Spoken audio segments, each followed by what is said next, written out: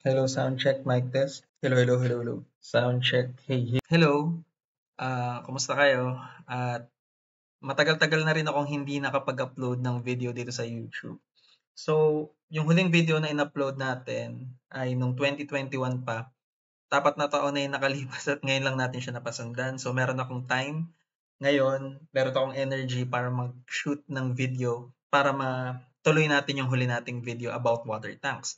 So, yung huli nating upload regarding water tanks ay hinati natin sa dalawang parts, isang part 1 at ngayon discuss natin yung part 2. Pero bago tayo magsimula ay papasalamat muna ako sa lahat ng nanood ng aking videos from 2020 at sana nakatulong yung mga videos na yon sa inyo sa inyong school o kung nagamit nyo man siya sa work, hindi ko alam. Pero maraming salamat kasi um, nanood kayo ng videos ko at sana nakatulong yun sa inyo. So ngayon, tawagin natin tong video na to as Water Tanks Part 2. Gaya ng sinabi ko kanina, ito yung continuation from our previous video 4 years ago, 2021. So from our previous video, so ito yung thumbnail ng aking video dati. Na-discuss natin doon yung parang introduction about water tanks. Ano ba yung purpose o yung reason kung bakit tayo nagpo-provide ng water tank sa isang water supply and distribution system. Ano ba yung mga types of storages? Meron tayong iba't ibang types of storage. Depende sa ipoprovide natin dun sa ating total volume. So meron tayong tinatawag na operational storage, meron tayong tinatawag na fire reserve or firefighting storage, meron tayong tinatawag na clear well storage, meron tayong tinatawag na uh, emergency storage o yung ginagamit natin during emergency situations gaya ng power outages. And then, na-discuss natin dun sa huli nating video yung mga types ng water tanks. So, hinati natin siya sa dalawa, yung pump at saka yung float on. Para sa pump, meron tayong dalawang example para doon, yung on-ground tank or above-ground tank at saka yung cistern or yung underground tank. Sa float-on system naman, o yung by gravity, nabanggit natin na meron tayong tatlong example para dito sa type na water tank na to. Isa ay yung elevated water tank, yung standpipe, at saka yung hydropneumatic tank. So ngayon, dahil continuation siya, iba naman yung ating magiging discussion para sa part 2. For today's discussion ay didiscuss natin yung mga essential parts, no, na madalas nating makita sa isang water tank. So, madidiscuss natin dito yung bawat parts na yon at saka yung kanyang function o kung paano siya i-install dun sa ating water tanks.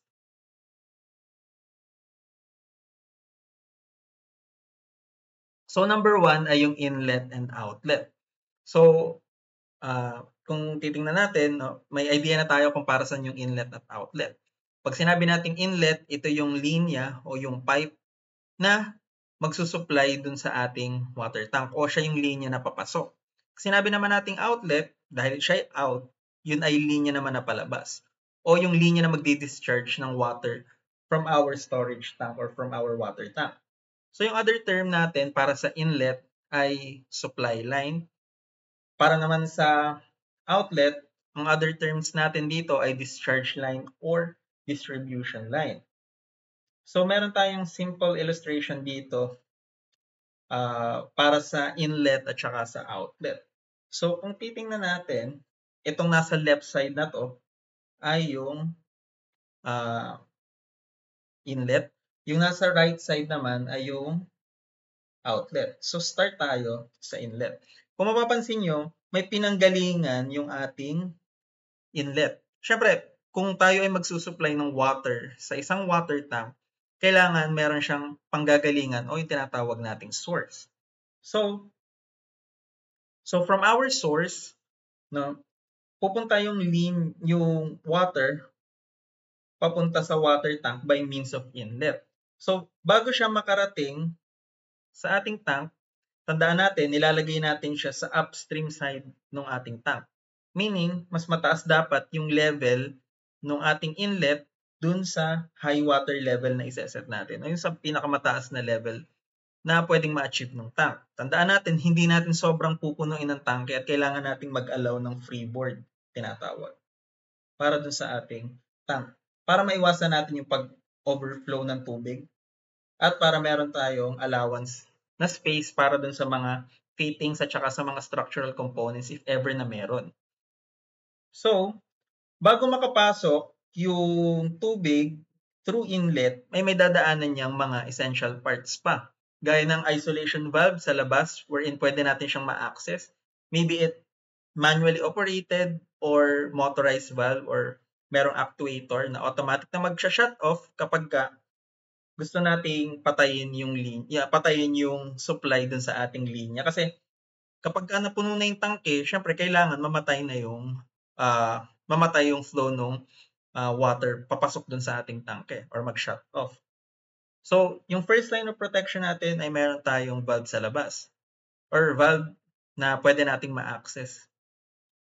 Ngayon, another line of protection para dun sa ating inlet para maiwasan nating mag-overflow or mag-oversupply pag puno na yung tangke, ay meron tayong pwedeng i-provide pa na another type of valve which is yung float valve. Yung float valve ay meron siyang mechanism na kapag na-reach ng water or yung water sa loob ng tank, yung tinatawag nga nating high water level, ay automatic na magko-close yung valve. So similar yan dun sa float valve na makikita natin sa mga cistern type o yung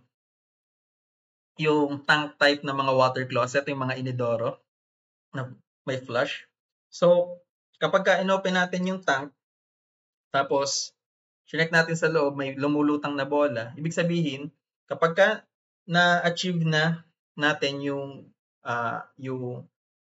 required na amount of water para ma-flush yung ating water closet, ay automatic na magsha-shut off na yung supply galing dun sa cold water supply line niya.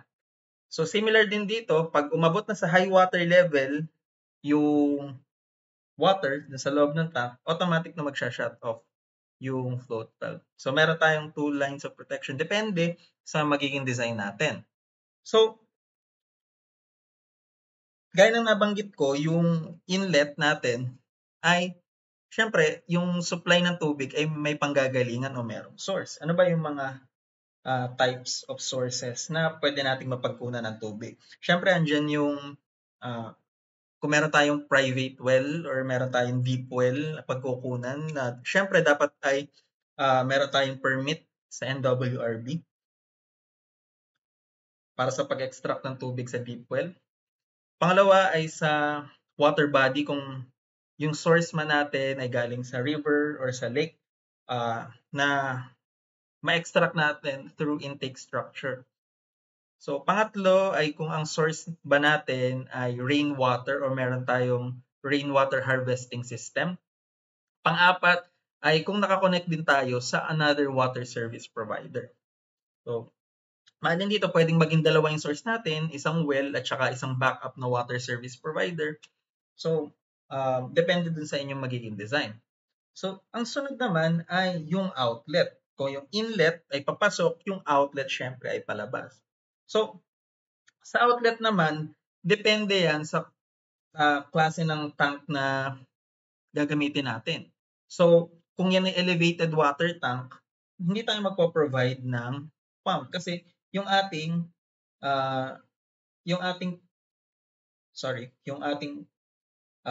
water will flow by means of gravity. Hindi tayo hihingi ng tulong sa bomba or sa pump. Ngayon, kapag ang ating water tank naman ay cistern or underground tank, o di kaya naman ay on-ground tank or above-ground tank, kailangan natin mag-provide ng pump or bomba. Ngayon, pagka discharge natin from our outlet, syempre dadaan yan sa series of valves pa. Depende dun sa ating design nga kung merong may involve na pump o wala. Kung merong pump, Syempre, dadaan yan sa series of valves pa. Meron pwedeng gate valve, check valves, or even yung mga wise trainers na yan, or iba pang klaseng fittings gaya ng flexible connector, flexible coupling at iba pa. So, yan yung outlet.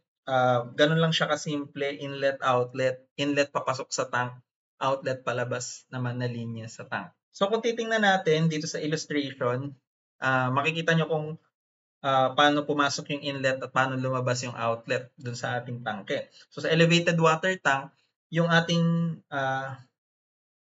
inlet ay itong nasa left side, itong outlet ay yung nasa ilalim na side ng tank. So, ganito yung usual na setup. So, same din sa on-ground tank, yung ating inlet ay nandito sa left side. Siyempre sa upstream side pa rin ng ating tank. Sa downstream side naman yung outlet. So kung papansin nyo merong pump dun sa ating outlet, kasi ito nga ay on-ground tank at nagre-require siya ng pump. Para naman sa cistern, same din, sa upstream side pa rin ng tank, kung mapapansin nyo sa taas na side pa rin, para naman dun sa outlet, no, magre-require pa rin tayo ng pump. So, depende kung submersible ba yan or gagamit ka ng mga floor-mounted na pumps at magpo-provide ka ng suction line.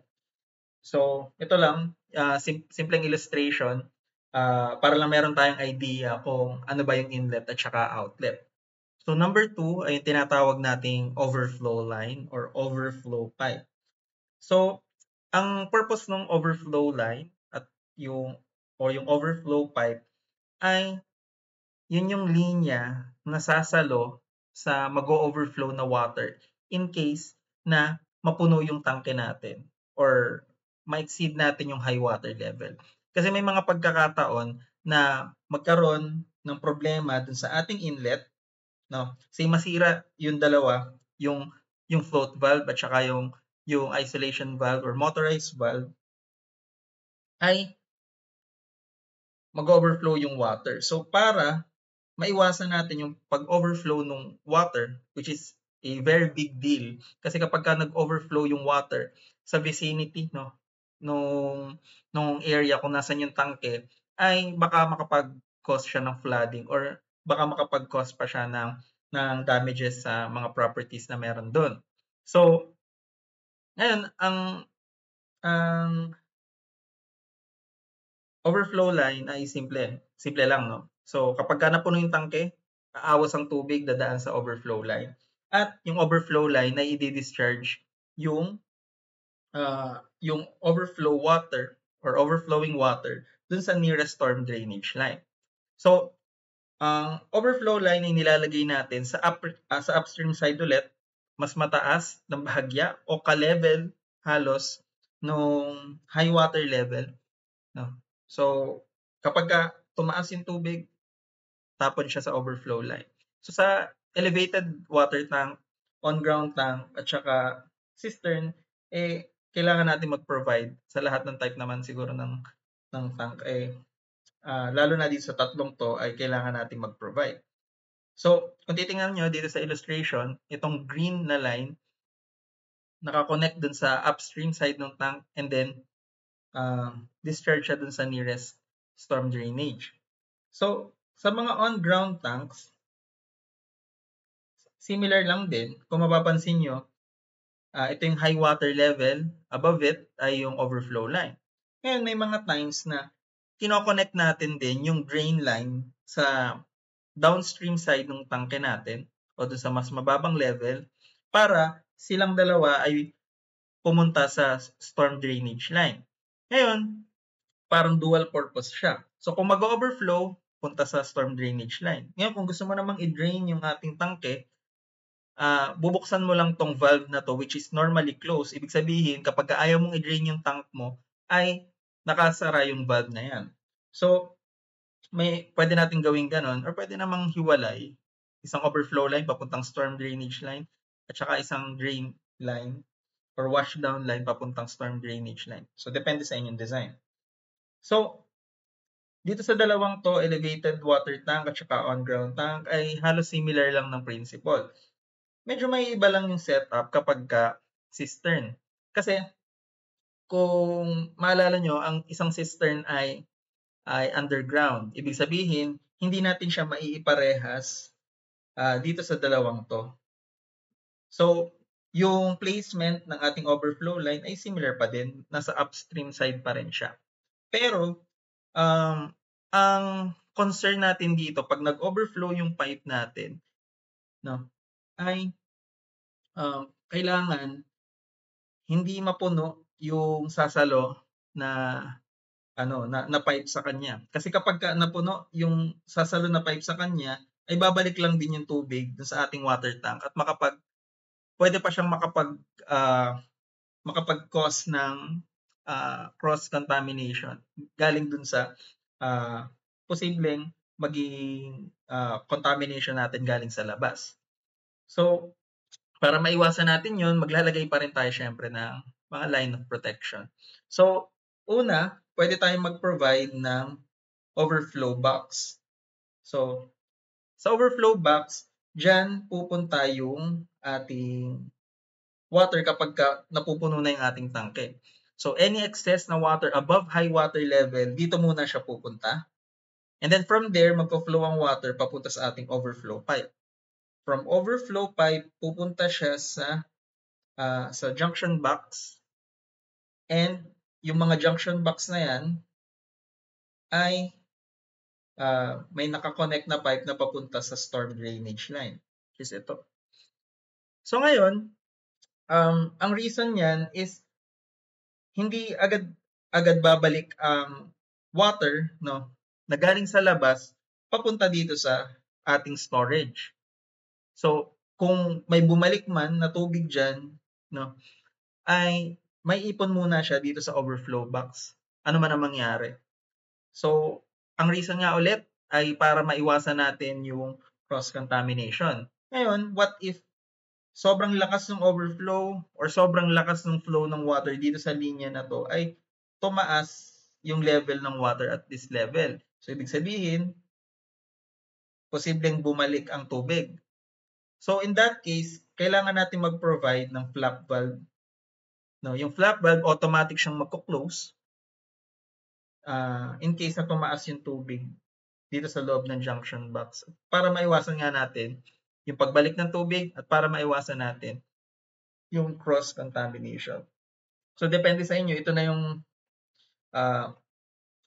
sa ganitong sistema ako familiar. At kung meron kayong suggestion, pwede kayong mag-comment dito sa video na to. So, number 3 ay yung tinatawag nating air vent. So, yung air vent, nandun sa term niya mismo, ay daanan ng hangin papasok sa tangke at daanan ng hangin palabas ng tangke. So, makikita niyo siya madalas sa upstream side ulit o sa ibabaw ng tangke na merong parang naka-inverted U-shape na pipe. So, ngayon, yung mga inverted na U-shape na yan, parang naka-invert na trap or naka-U-shape na fitting, ang purpose niyan ay para makapag-supply tayo ng hangin sa loob ng tangke at makapag-release tayo ng excess na hangin sa tangke. So yung usual na setup sa dulong side ng ating air vent, which is dito, bago makapasok yung hangin, ay may dadaanan siyang wire mesh, no? So yung wire mesh na yan, ang purpose para maiwasan natin yung entrance ng mga insects o kung ano mang maliliit na hayop yung pwedeng pumasok dun sa ating tangke. Kasi open na pipe to eh. As much as possible, maiwasan natin yung pag-enter ng mga maliliit na insects na yan or maliliit na mga hayop. So, gaya ng sinabi ko, ang purpose ng ating air vent ay for air circulation sa maiksing definition niya. Pero kung titingnan natin dito sa ating illustration, no, dito sa left side, say ito yung ating water tank at meron tayong flowing water dun sa ating outlet. Ngayon, kung wala tayong supply ng hangin, no, kung wala tayong supply ng hangin, magiging mabagal yung flow kasi walang hangin na tumutulak dito sa ating water tank. So parang ganun ang principle.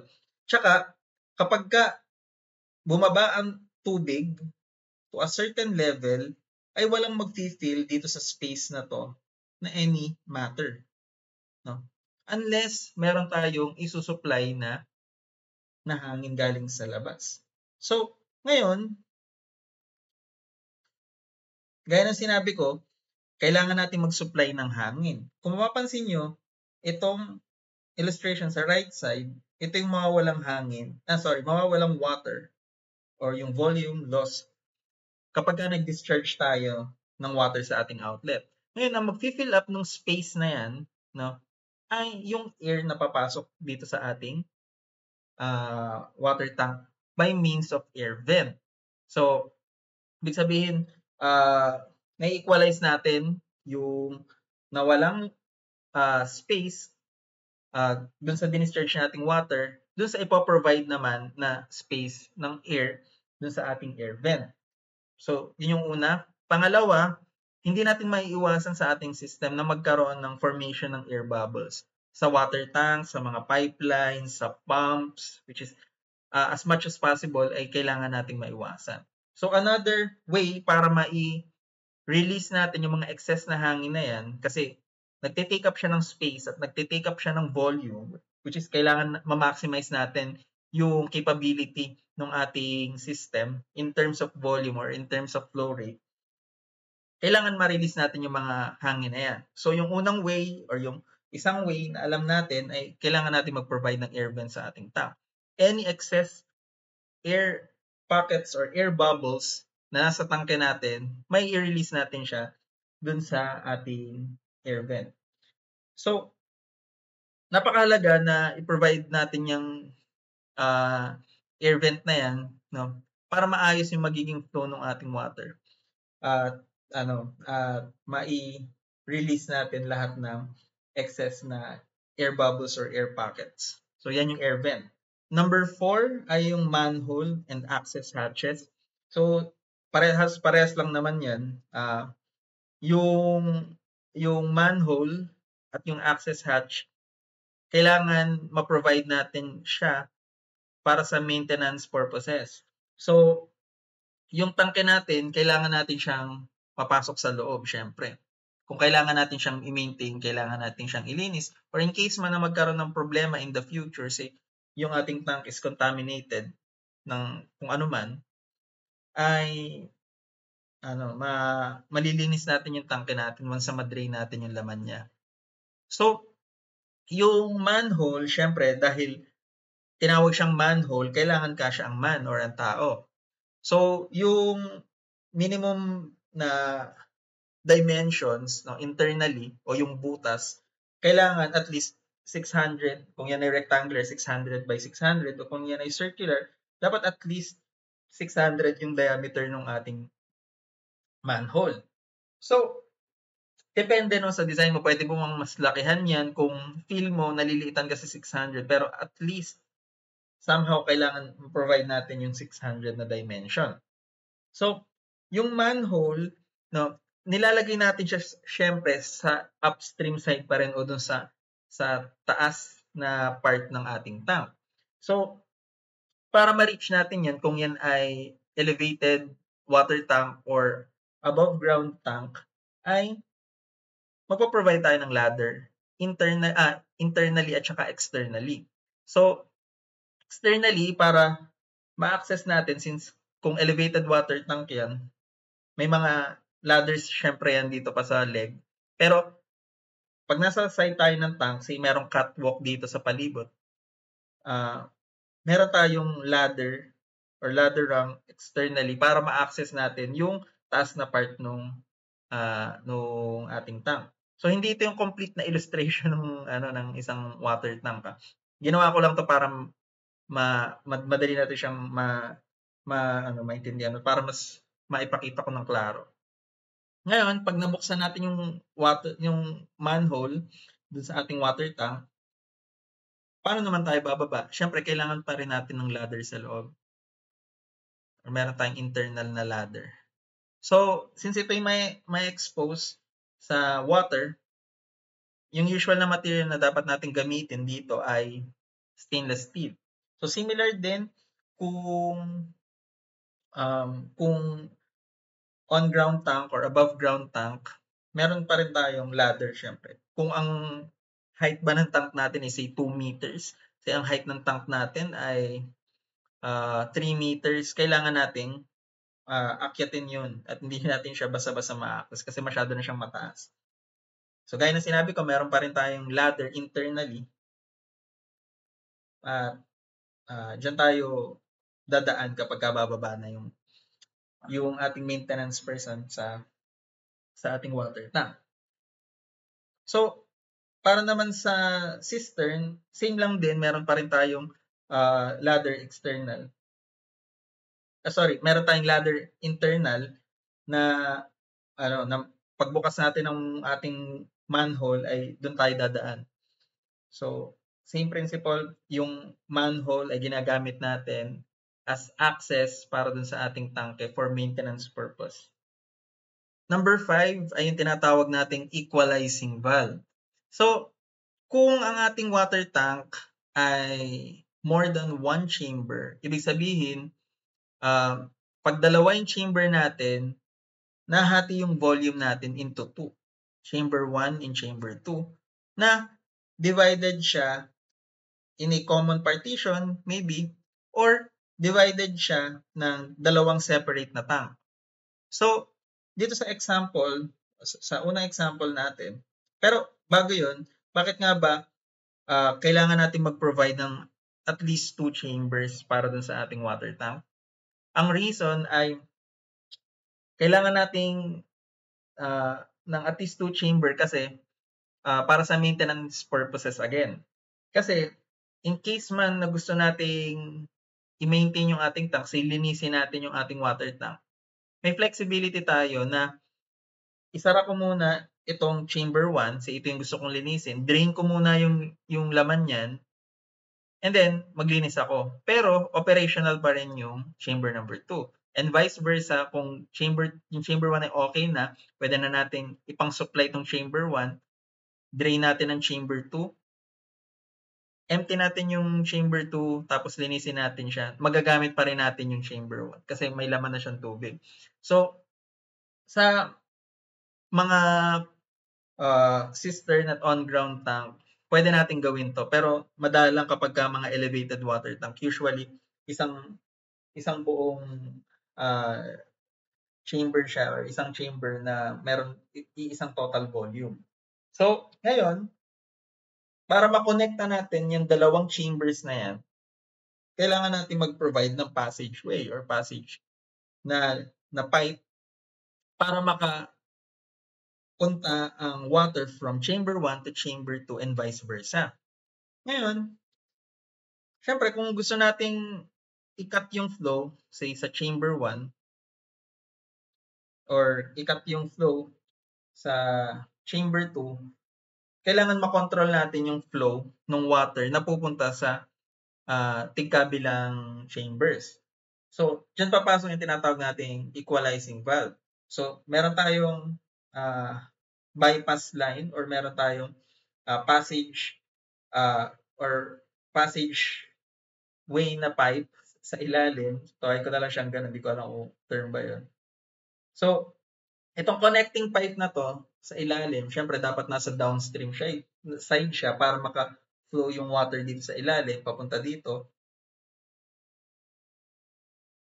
May nakakonect dyan sa isang side na equalizing valve. Equalizing valve para lang siyang isolation valve. Pero, ang purpose niya ay makontrol yung water from one chamber to another chamber. So, kung yan ay cistern or kung yan ba ay on-ground tank, kailangan nating i-extend yung spindle dito sa area kung saan natin pwede siyang ma-access. So, hindi lang ako sure at kasi hindi pa ako naka-encounter na makapag-operate ng ganito pero kailangan ma-access natin yung spindle kasi yun yung way kung paano natin ma-control yung ating flow dito sa ating equalizing valve. So, kapag mga ganitong case na merong dalawang chamber na divided ng iisang partition, magagawa natin to. Pero, may mga cases din naman na if yung on-ground tank natin ay composed of two separate tanks. So, yung two separate tanks na yun ay chamber 1 and chamber 2 pa din. Pero pwede natin silang i-connect through a connecting pipe, no, sa downstream side ulit, pero kailangan may i-provide tayo na valve. So, gaya na sinabi ko, yung valve na yan ay yung equalizing valve. So, yun yung valve na magko-connect between chamber 1 and chamber 2. So, mas maayos sa tingin ko yung ganitong setup kasi hindi siya katulad nito na extended yung spindle.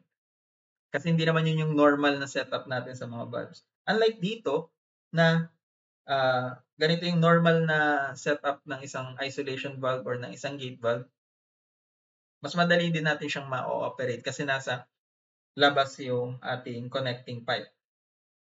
So, ganito yung konsepto ng equalizing valve, depende dun sa inyong magiging design. Ang sunod ay yung liquid level indicator. So, syempre, kung ikaw yung maintenance person, dapat aware ka kung nasang level ba yung volume ng water sa loob ng tank. So, para malaman yun, kailangan may ma-provide ka sa design mo na liquid level indicator. So, yung liquid level indicator, so, kung pinaka-basic yung pag-uusapan natin, pwedeng by means of sight. Ibig sabihin, mag-provide ka ng glass tube or any transparent tube na nakakonect sa downstream. Ibig sabihin, kung nasan yung level ng tank, yun din yung makikita mong level ng water dun sa tube na yun. So, syempre, pwede kang mag-provide ng valve for maintenance purposes. Kasi gustong mong linisin to or i-maintain itong liquid level indicator sa labas. So, syempre, kailangan mag-provide ng gauge para alam mo kung anong level siya, kung siya ba ay empty or kung siya ba ay full. So, kung hindi mo naman ipoprovide to at gusto mo ng another option, meron tayong tinatawag na flow type naman. So, sa flow type, syempre, nandun sa kanyang term mismo, meron tayong ginagamit na floating element. So, itong illustration na to, schematic lang, hindi ganito talaga yung itsura. Para mas madali lang nating makita or maintindihan, ganito yung kanyang setup. So, merong float, which is yung floating element na nasa loob ng tank. So, kapag ang level ng tank ay nandito lang yung float natin. Pag ang level ng tank ay nandito, ang level ng float natin ay nandyan. So, ang sunod ay yung counterweight. So, kapag umangat ang ating float or umangat ang level ng water, bababa yung counterweight natin. No? So, ngayon, yung sunod naman, syempre, kailangan meron tayong reading or meron tayong gauge. So, dyan naman tayo babase kung nasa ang level na ba siya. Hindi naman sa level ng float. Dito pa rin tayo magbabasa. Same as dito sa site type na liquid level indicator. Ngayon, kung tataas yung level ng float, bababa yung counterweight, tataas din yung ating gauge. Similar dito sa level ng ating float. So, syempre, kung ano yung makita natin dito, say nasa taas yung ating gauge, ibig sabihin, nasa mataas na level yung ating tank. Kung nasa sobrang babang level naman, baka paubos na yung laman ng tanke. So, yan yung float or float type na liquid level indicator. Kung gusto mo naman, mas advanced yung inyong liquid level indicator, pwede tayong gumamit naman ng level sensor. So, usually, gagamitin natin to kapag cistern yung ating tangke. Kasi, hindi natin magagawa itong mga unang nabanggit natin sa cistern type na water tank. So, pagka ganito, hindi tayo makapaglagay ng gauge sa side ng tank kasi ito ay lupa. Kaya, magpo-provide tayo ng level sensors or any sensor na makakapag magbigay sa atin ng signal kung nasan yung level ng water. Ngayon, kung ano man yung level ng water, yun yung ibabato na signal dito sa ating digital gauge reading. So, pwedeng magpakita sa atin dito ng numerical value kung ano ba yung level ng water. Or, pwedeng mas complicated na yung system natin, pwedeng i-connect natin itong mga level sensors na to sa ating inlet. So, kapag ka nasa mataas na level or nasa high water level, pwede nating i-shut off yung ating flow or yung ating supply. Kapag ka nasa low water level naman, pwede nating i-notify yung ating maintenance person by means of audible alarm na mababa na yung level ng water sa loob ng tank. So, depende.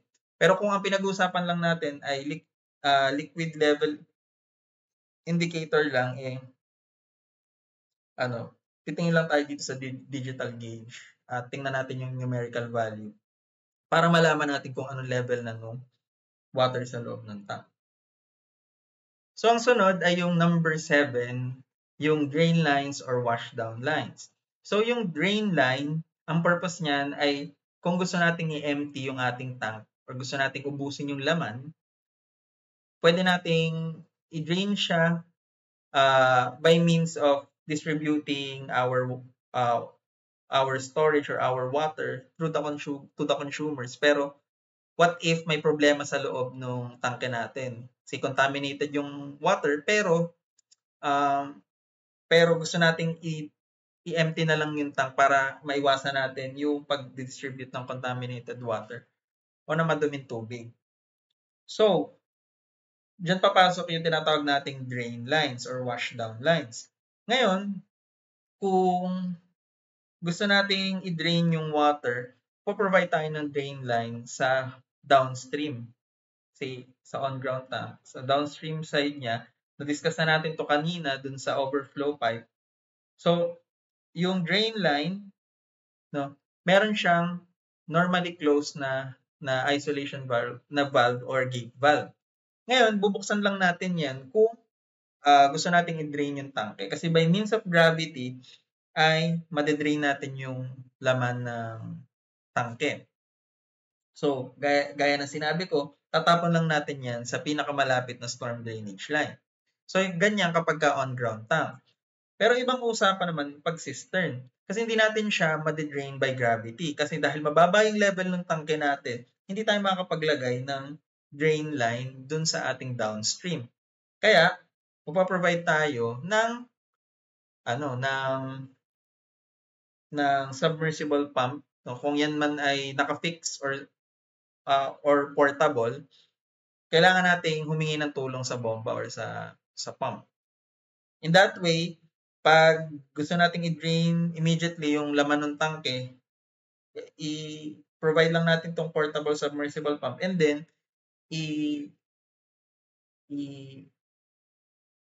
i-discharge natin yung water dun sa pinakamalapit na storm drainage line.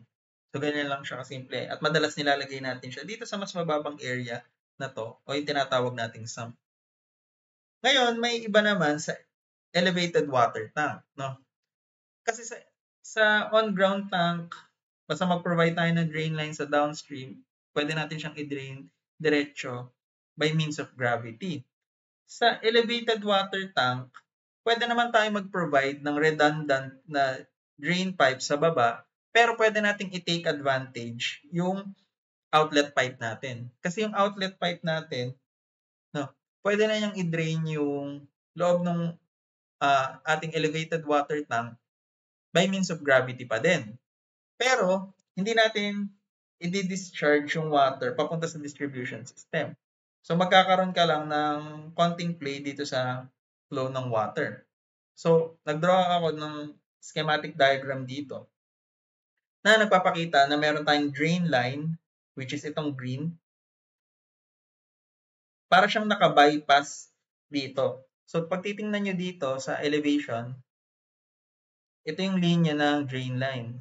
So, yung drain line na yan ay merong isolation valve na normally closed. So, ito siya. Bubuksan lang natin yan kapag gusto nating i-drain yung ating tank. So, ngayon, pag binuksan natin tong normally closed na isolation valve or na gate valve, isasara naman natin nung normally open na gate valve. So, hindi lang ako nakapaglagay ng isolation valve dito, pero meron yung isolation valve dapat, which is ito. Kailangan natin siyang i-close. And pag in-close natin yan, pupunta naman or magda-divert ng water papunta dito. At ma-discharge natin siya sa nearest na storm drainage line. Ngayon, pwede natin siyang i-connect sa isang junction box na doon din nakakonect yung ating overflow pipe or overflow line. So, maalin lang. Kung magkaroon ng overflow, pupunta dito sa junction box. Kung magkaroon naman, or kung gusto man nating i-drain yung ating elevated water tank by means of drain line, ay pwede natin siyang i-discharge papunta din dito sa junction box.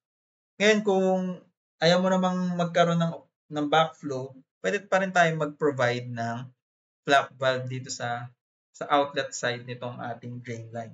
So, number 8 ay yung tinatawag nating sump. So, yung sump, yan yung part or area sa loob ng water tank, no? Usually, pinaprovide natin to sa mga cistern wherein dyan nako-concentrate lahat ng water natin. Dyan lahat halos dapat pupunta, no? Kasi mas mababa yung level niya kumpara dun sa low water level natin, which is dito sa bottom floor level nitong ating tank. Ngayon, bakit kailangan nating i-concentrate yung water dito? Kasi dito natin ilalagay yung ating mga pumps. Kung yan ba yung booster pump natin na submersible.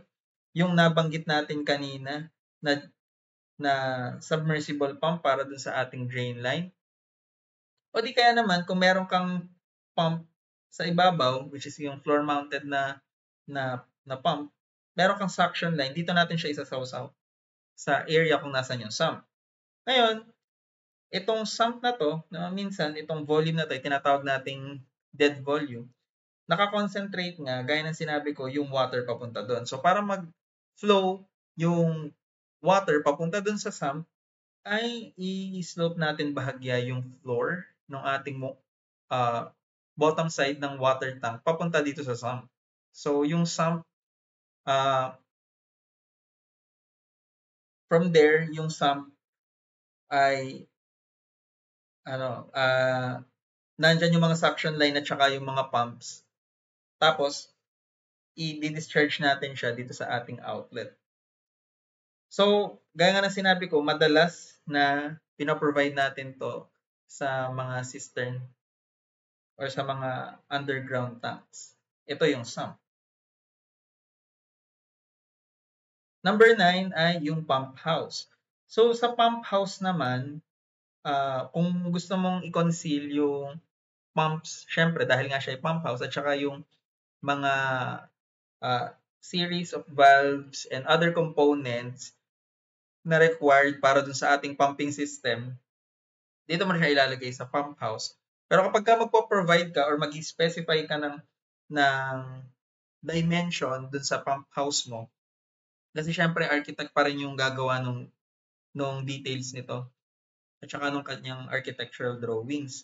So, para ma-provide mo yung dimension ng inyong pump house, length or width and length. Ayan. So, kailangan mo ma-consider yung physical dimension ng lahat ng components mo. Nandyan yung pumps, yung valves, yung piping. Gets mo? So, pag na-consider mo na yan, nailagay mo siya sa isang strategic na position, i-consider mo rin yung circulation space o yung space kung saan pwedeng dumaan yung tao sa loob. Kasi hindi naman pwedeng siksikin natin yun ng components, yung ating pump house. Wala namang madadaanan yung tao. So, provide ka dyan ng circulation space, minimum mo is 600 para kasya ang tao, o di kaya naman 1,000 o 1 meter kung gusto mong mas maging conservative. So, ayun nga, usually pinaprovide natin yan kapag ka ang ating tangke ay cistern or on-ground tank. Kasi madalas na hindi naman talaga tayo nagpo-provide ng pump sa elevated water tank. So, yung last naman ay yung tank support. Kung merong supporting na structure yung inyong water tank. So, pinaka-basic na dyan ay yung sa elevated water tank. Ibig sabihin ko, yung madalas nating nakikita ay sa elevated water tank, which is yung leg ng elevated water tank. So, yung leg ng elevated water tank, kung yan man ay kung ano man ang kanyang form, kailangan i-design niya ng structural engineer. So, yung leg ng elevated water tank ay syempre madalas gawa sa steel. At kung meron mang ipoprovide na footings or foundation, yun ay depende na sa magiging design ng structural engineer. So, yan sa elevated water tank. Sa above ground tanks naman or on ground tank, nagpo-provide tayo ng parang concrete padding dito sa bottom ng tank, which is ang tawag natin is tank plinth or tank plinth. P-L-I-N-T-H. Yung plinth na yan ay yung magsisilbing patungan ng ating on-ground tank. So, depende sa structural engineer mo kung ano yung magiging thickness nitong plinth na to. Kung ano yung magiging design. So, maliban dyan sa mga supporting structure na yan, sa mga concrete na tanks ay may pagkakataon na kailangan natin mag-provide ng mga structural components. So, lalo-lalo na kapag sobrang laki ng tank natin, hindi maiwasan na kailangan mag-provide ng column sa gitna or kailangan mag-provide ng beams, syempre, footings o ng foundation. So, gaya ng sinabi ko kanina pa, yan ay nakadepende sa design ng structural engineer. Kaya, pag nag-design ka ng water tank, make sure mo na i-coordinate mo siya structural engineer para makonsider lahat ng requirements mo at makonsider nila yon sa design nila. So, para naman dun sa ibang components na hindi ko na na-discuss, pwede nyo i-search sa internet yung iba pang components. Pero yung mga nabanggit ko na 1 to 10, yan yung mga essential na palagi natin makikita. So, nandyan yung catwalk, kung elevated water tanks, pinag-uusapan natin, meron kang circulation space sa palibot nung inyong tanks. Yung mga valves na very essential, lalong-lalo na kung meron kang piping system dun sa outlet mo. May mga nabanggit tayo ng valves kanina, pero maliban dun, meron pa tayong marami pang valves na may involved dun sa ating outlet side. At saka yung iba pang components gaya ng pressure tanks, kung meron kayong treatment facility, ayun, hindi na natin siya madidiscuss dito. So anyway, yun lang para sa video na to. Sana may natutunan ka at maraming salamat ulit sa pagtangkilik ng videos ko pamula noong 2020 at see you on my next video. Tingnan natin kung ano yung i-upload ko sa sunod. At visit ka sa TikTok ko, same pa rin, Watermelon Head. Yun lang. Bye-bye.